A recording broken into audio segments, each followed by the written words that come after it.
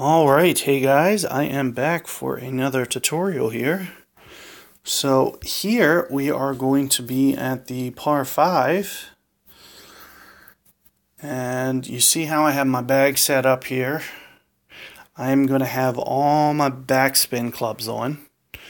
And again, in case tragedy happens, we're going to need to make sure that we have our long rough irons on now, so I need to switch back to Jungleist so I can get a couple, 10 yards can make all the difference between me getting the hole and not getting the hole.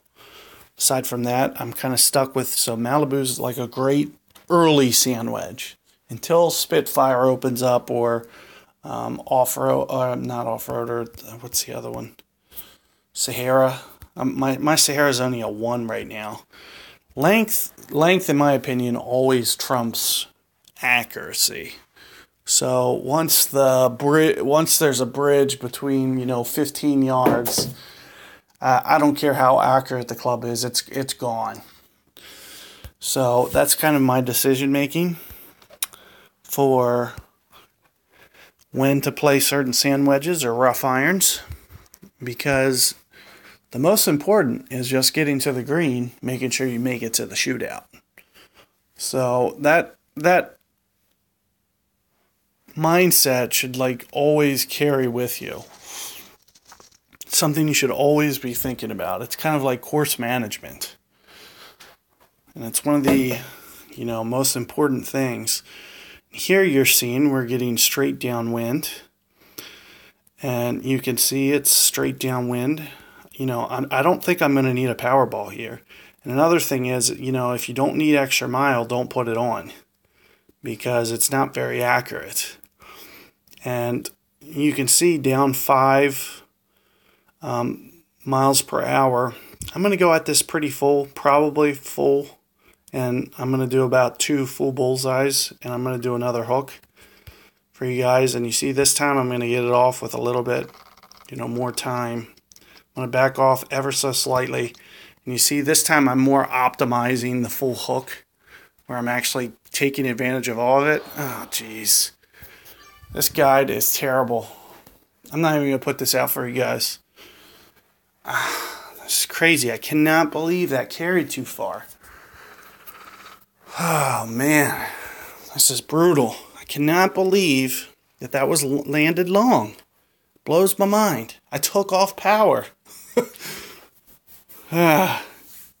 Just goes to show you the importance of, downhill, downwind. Keeping that in mind, let me put this in perspective. Those bullseye rings are 2 per ring right now.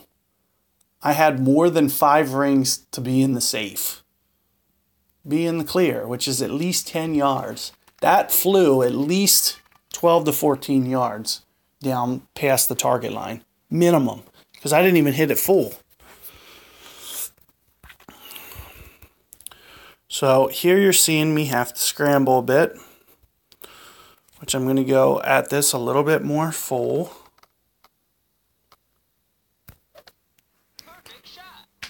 Just try to work on the timing a little bit. And this is kind of going to be, I guess, a video of Scramble 101, because what I mentioned was I was going to basically play the safe shots to essentially stay out of the rough, stay out of the, sand. Don't even hit it in these places in this entire round. And yet, with a little bit of poor luck, and like I said, it's just kind of seeing the wind, and for the first time, there's an adjustment period. Tomorrow I know to back off ever so slightly. Hit it, 3-4 yards less power, and then it's perfect. So just keeping that in mind. But notice what I did was I set my bag up for high backspin shots because of this approach. So this green is very tight, and the way that I like to play it is with a lot of backspin. So what you see me doing here is putting on those backspin clubs so I can hit the shot down the hill here. So one of the places that I like to hit it is kind of right off this little groove right here, and then it just kind of funnels towards the hole.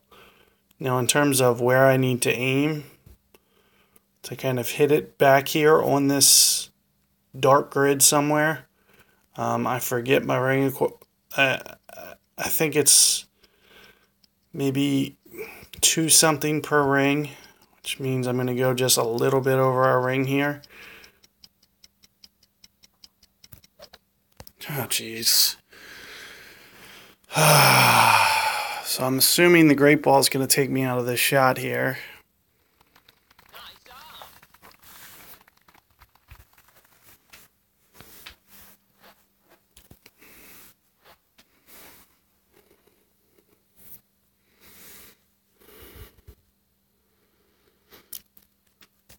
So here you're seeing my opponent, have 2 pretty nice shots to get it down this far. I do recommend putting it on the other side of that fairway, even in rookie division.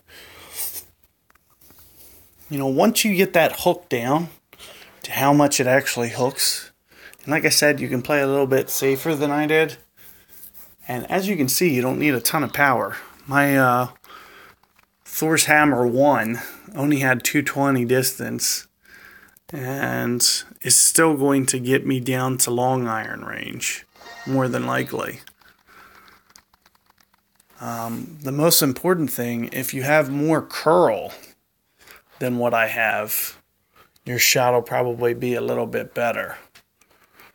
So I'm kind of limited on my curl option. So you're seeing me maybe just have to worry about the left side a little bit once I hit that onto the other side. So here's the hole. We're going to get this hole next. It's going to be hole number 4. This is the one that I wanted to kind of talk to you guys about, because this is the one that I'm thinking is the one that you're looking at severely, like trying to get for without question. Same with the one that we just played in the last shootout. Those 2 are going to be the ones that you're kind of going for the shot to hole it. So I play this one more towards max club when I play this. Well, I need to make sure that I don't put myself in between clubs. Oh, that's right. I was playing tour 7 and this is tour 2. So that's what the change is. Now, what I know about this hole is landing it here is about no backspin. So I'm going to put just a little bit of backspin on and cheat up this fairway just ever so slightly.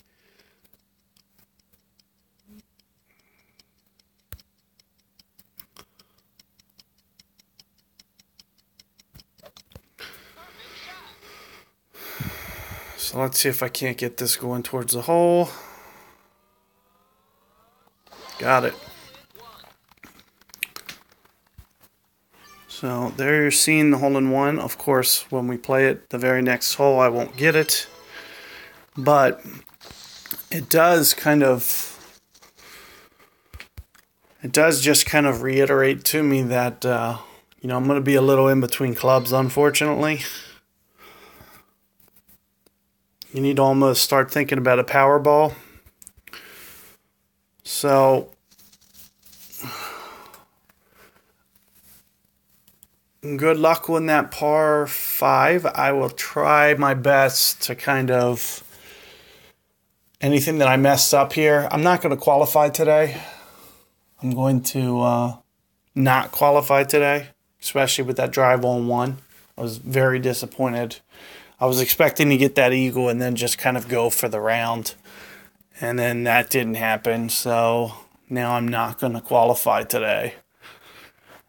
So since I'm going to qualify tomorrow, I'm going to probably re-put out hole 1 and 3 for you guys, so you can see just kind of a revised approach to actually show you how to actually pull these shots off. And like I said, first time kind of seeing it. It's just a little dicey. So I'll make the necessary corrections, and we'll be back for next time. You guys should be good to go tomorrow sometime, as soon as I get those updated for you guys. So be on the lookout for that, and I'll see you guys on the next tee.